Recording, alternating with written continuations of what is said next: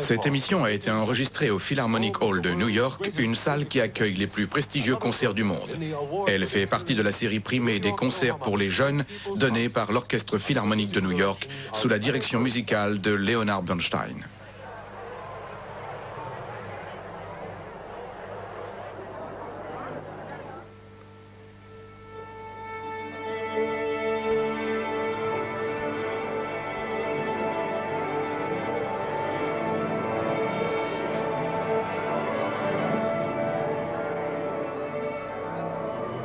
À vous, Monsieur Bernstein.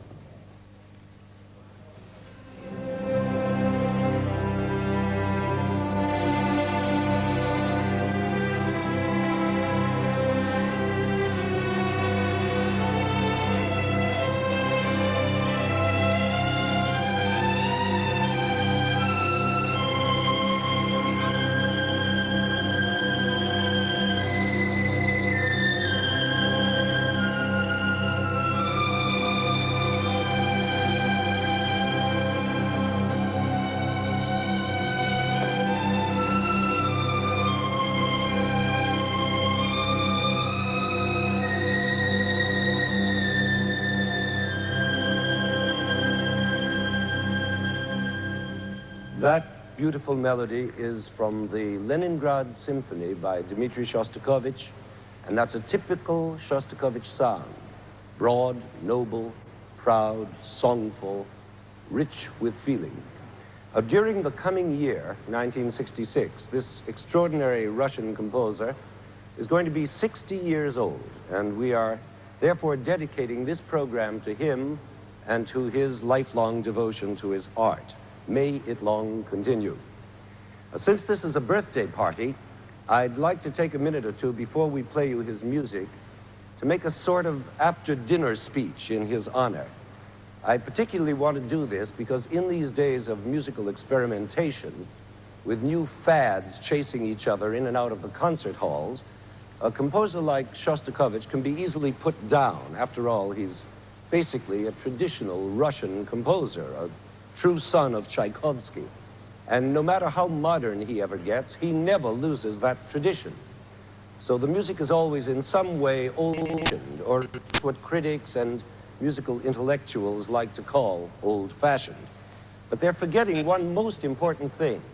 He's a genius, a real, authentic genius, and there aren't too many of those around anymore.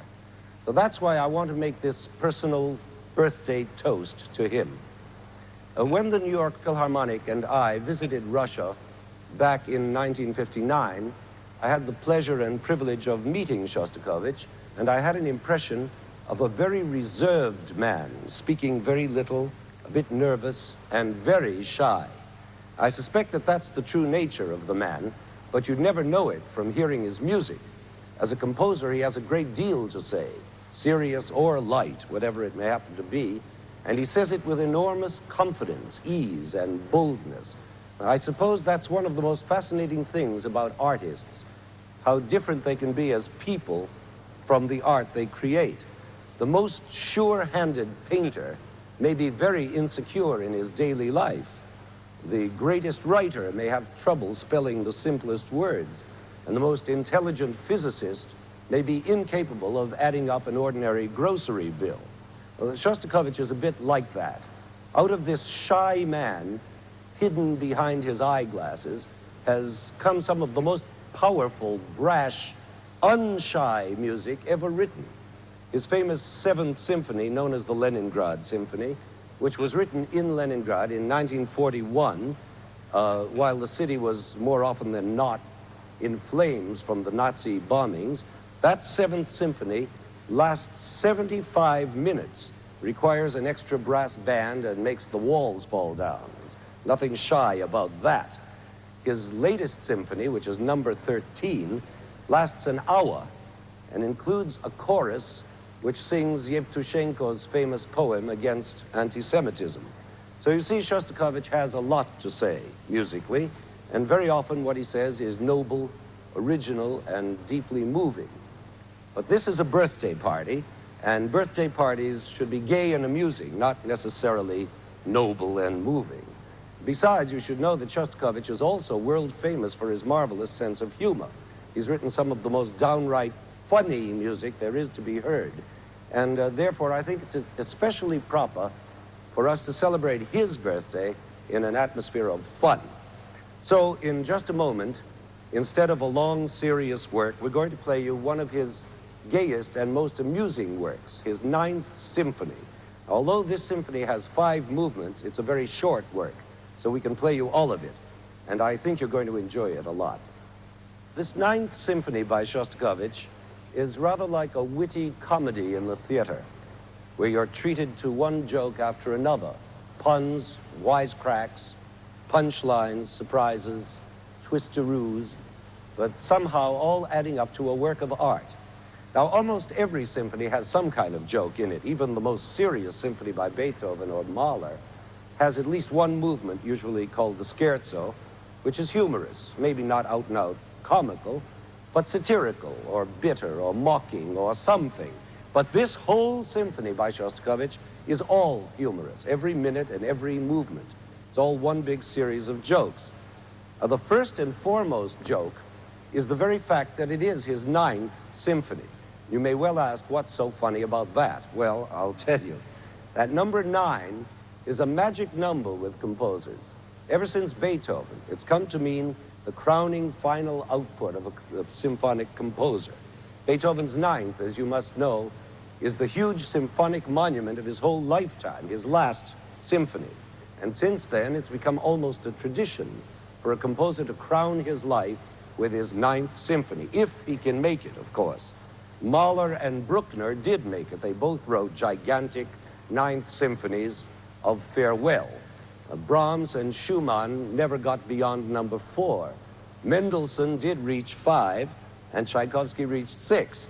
But if you can reach number 9, it had better be a whopper, worthy of that magic number. But not Shostakovich. You see, he had just written 2 whoppers, number 7 and number 8, both very long, very serious, very patriotic symphonies, and both having grown out of his wartime emotions. But now it was 1945, the war was over, and it was time for some comic relief from those 2 gigantic symphonies, 7 and 8. So out came number 9, a little number 9, and that in itself is a twisteroo. But the real jokes begin with the music itself. Listen to the opening theme, for instance.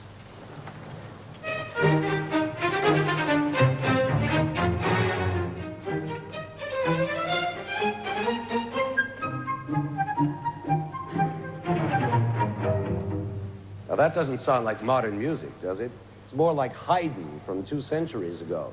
In fact, the whole first movement is written like an old-time classical symphony, as if by Haydn, with all the rules strictly observed. Now that also doesn't sound very funny at first, does it? But it turns out to be as soon as you realize that it's not by Haydn, but by a modern composer named Shostakovich, and that this 18th century classical form is really just a spoof, a takeoff of the old 18th century form. And the more strictly it imitates Haydn, the funnier it is. As you begin to recognize your old pals' exposition, development, and recapitulation, you remember those 3 hard words, 3 parts of the sonata form that we discussed in a program last year? And he goes even further by dutifully repeating the exposition, just as he's supposed to, by putting the second theme in the dominant key, just as the old rules dictated, and having the recapitulation of it in the tonic key. All those formulas from the distant past dug up again and made fun of. What makes it even funnier is that his gay little Haydnish tunes are treated to a modern facelifting so that they're constantly surprising you into double takes with their 20th century sound. For instance, that merry opening theme in E-flat major that we just heard bounces along just like Haydn until it suddenly stumbles on a loud wrong note.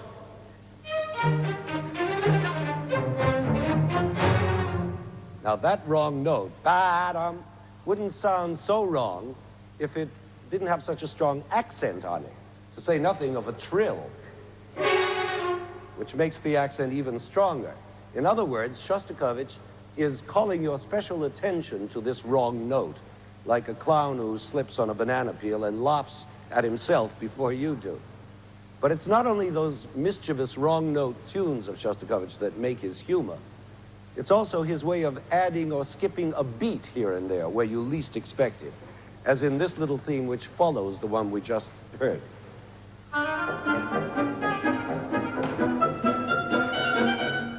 Now, did you hear that extra beat?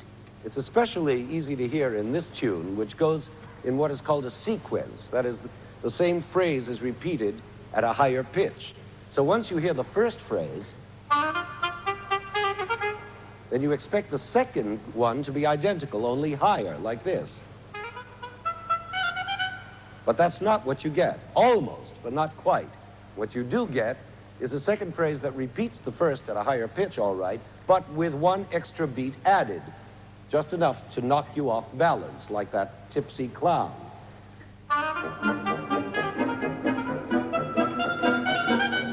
Do you hear it now? I thought you would. Of course, it's not the sort of joke that will make you shriek with laughter. I mean, no musical joke is, but it's just enough of a twist to make you smile inside, and that's what a good musical joke should do. Now, this movement is full of twists like that, melodic surprises and rhythmic surprises, and especially harmonic surprises. That is, moments when you expect the harmony to go one way and it goes somewhere else, completely unexpectedly. Like this spot a little later on in the movement, where the opening theme is repeated in the original key of E-flat major and must now switch to another key in which the second theme is going to appear, namely the dominant, or B-flat major. But Shostakovich switches his key to the furthest harmonic point away from B-flat major, so that when B-flat finally does appear, it's a shocker, right out of the blue. Now look how he does it. Here's the first theme with its harmonic switch.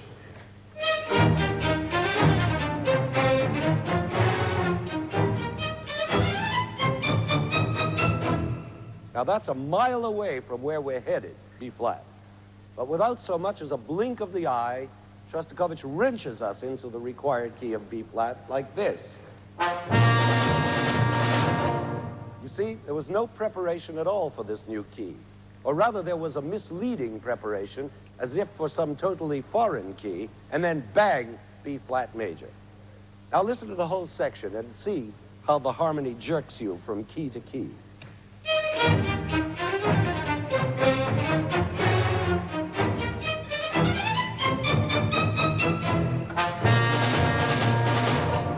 See, it's like a ride on some mad Coney Island machine, where you're whipped and flung in 50 directions, always when you least expect it. But anyway, shaken up as we are, we have reached the dominant key of B-flat, and we are now ready for the appearance of the second theme. Here comes another twist. You may remember from our program on sonata form that the second theme of a symphonic movement should provide a contrast with the first theme, not only in key, but also in feeling. That is, if the first theme is strong and manly, and the second theme is likely to be sweet and feminine, or vice versa. Anyway, in this case, the first theme, as you heard, was playful and bouncy, and so we're led to expect a second theme that will contrast by being sweet and smooth. And what do we get? Anything but, because out comes a jaunty little marching tune, whistled by the tiny, tinny piccolo.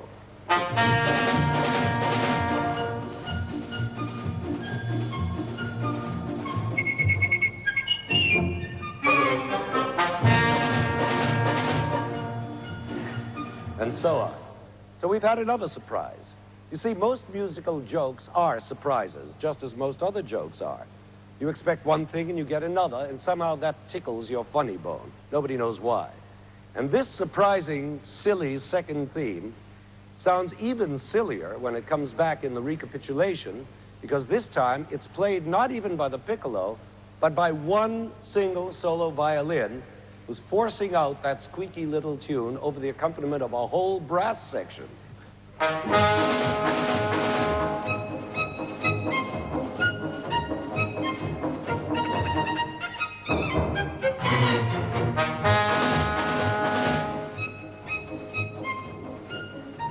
like Mickey Mouse leading a football cheer. Is that high, puny voice competing with a whole brass band.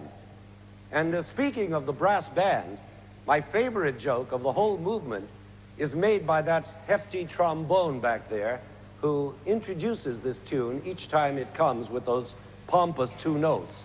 Now, as you'll see when we play the whole movement, all through this section of the recapitulation, which leads up to the squeaky second theme, that trombone keeps plowing in with his two notes, always in the wrong places, as though he's skipped 50 bars of music by mistake and has come in too soon.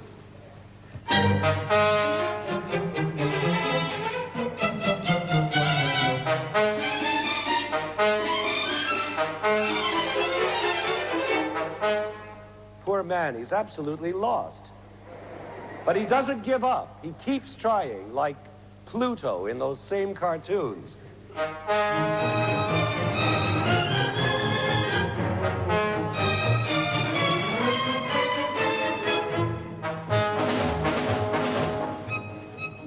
Thank goodness, he's made it at last. Now he's in the right place. And the cartoon ends in a burst of pride and glory. Now, naturally, I can't tell you all the jokes in advance. I've got to leave some of you to discover for yourselves, which I hope you will, so that you'll get the maximum enjoyment out of this delightful first movement of the Ninth Symphony by Dmitri Shostakovich.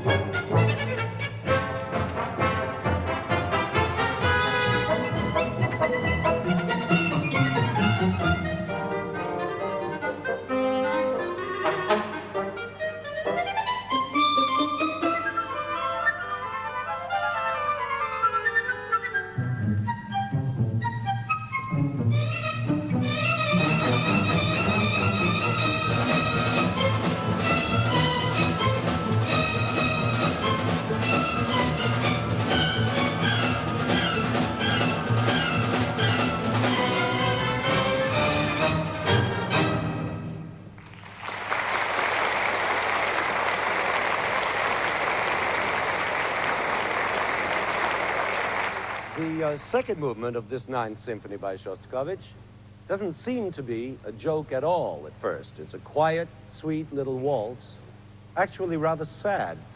There's no horseplay here, as there was with the trombone in the first movement. In fact, the trumpets and trombones don't play at all in this piece, and neither does the percussion. It's all on a much smaller scale, almost like chamber music, with haunting long melodies played by solo woodwind instruments. It opens with this clarinet solo.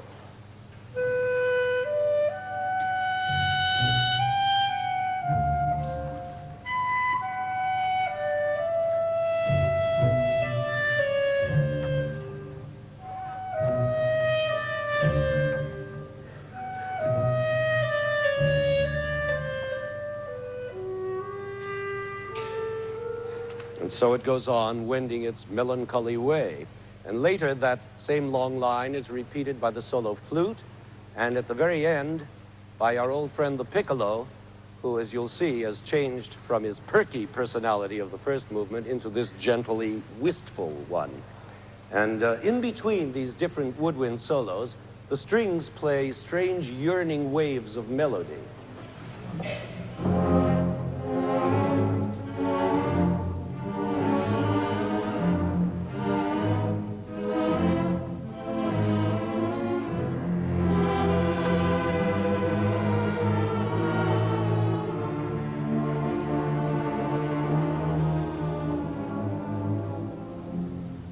Rather brooding, isn't it?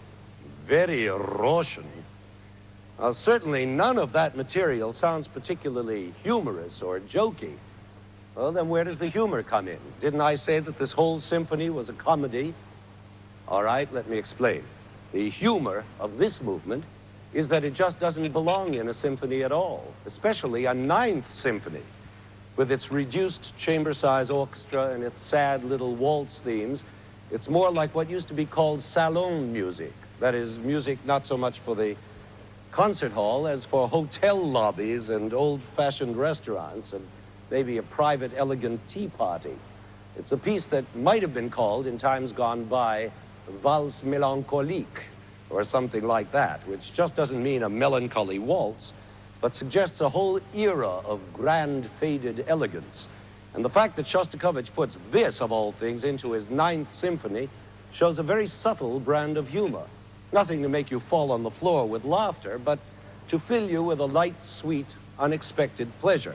Again, it's the unexpected quality of it that makes you smile, even a melancholy smile. So here is the very unsymphonic second movement of this most unusual symphony.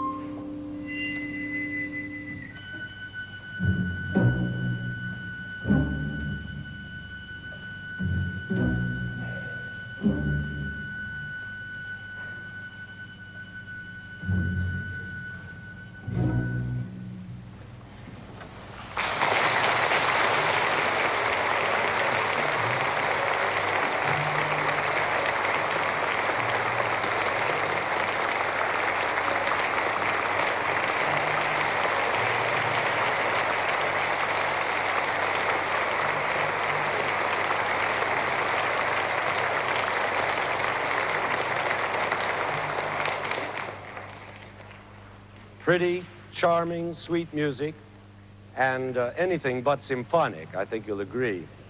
But now, enough of melancholy. From here on in, the jokes fly thick and fast. And the three little movements which conclude this symphony are all joined together, played continuously, like one big stream of fun. First comes the scherzo, that traditionally humorous movement that occurs in almost every symphony. In fact, the word scherzo means joke in Italian, and Shostakovich's scherzo is no exception. It's fast, light-hearted, and brilliant, full of rollicking rhythms, delicious wrong notes, and startling twists of harmony. And right in the middle of this playful movement, there is suddenly a stamping Spanish rhythm over which a solo trumpet blares out a startling Spanish-type tune, like bullfight music.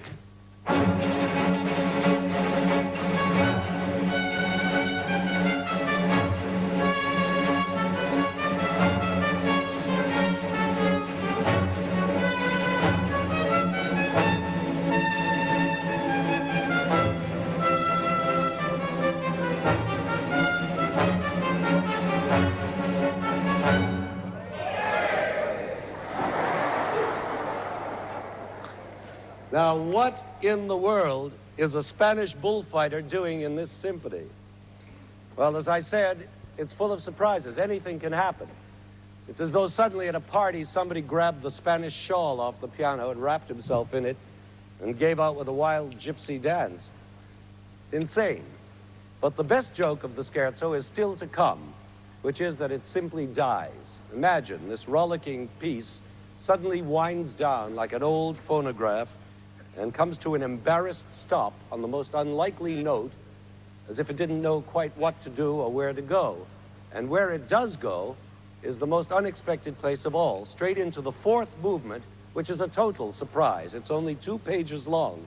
You can't really even call it a movement. But in those 2 pages, we find the main joke of the whole symphony, because the music suddenly becomes slow and pompous and solemn. Imagine in the middle of this happy little symphony, the trombones, with all their might, thunder out a majestic fanfare as if to introduce some great tragic utterance.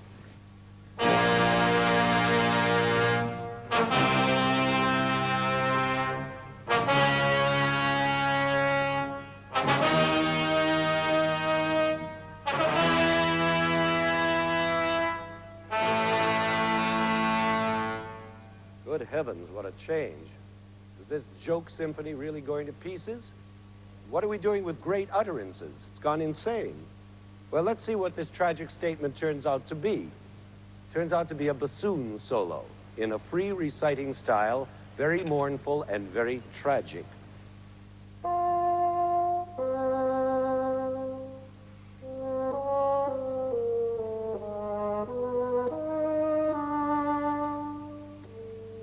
That doesn't seem to belong in this symphony any more than that Spanish fandango we heard before. Why just that bassoon solo? I'll tell you, it's a private musical joke, because what Shostakovich is doing is imitating a similar passage in Beethoven's Ninth Symphony, the part that introduces the famous Ode to Joy, which I'm sure you all know. Freude, schöne Götter, Funken, Tochter aus Elysium. You know that. Yes, I see you do. Well, just before that place, in the Ninth Symphony, Beethoven has put this recitation by the cellos and basses.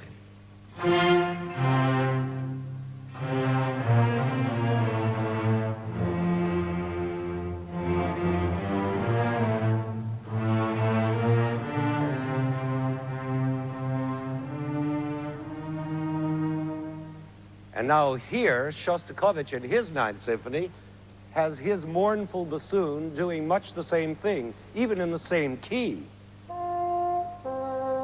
As if to say, this is going to be a real Ninth Symphony, tragic and monumental and everything, just like Beethoven. So he has his trombones repeat the pompous fanfare, and again he has the bassoon wail out that cadenza, only even more mournful now, and more Russian, more emotional. And that's the end of the whole fourth movement, because super surprise of all, that same doleful bassoon, without so much as drawing breath from his last note, slyly sneaks into a kittenish little dance tune.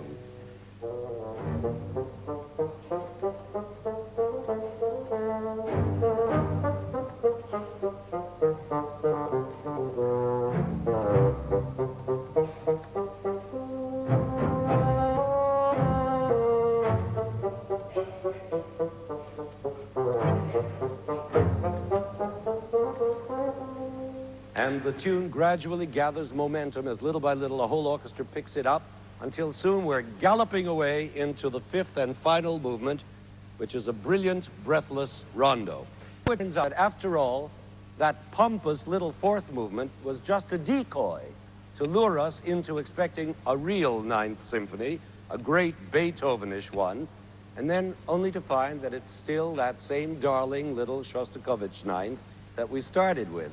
It's like sitting down to a big, serious banquet and being served hot dogs and potato chips.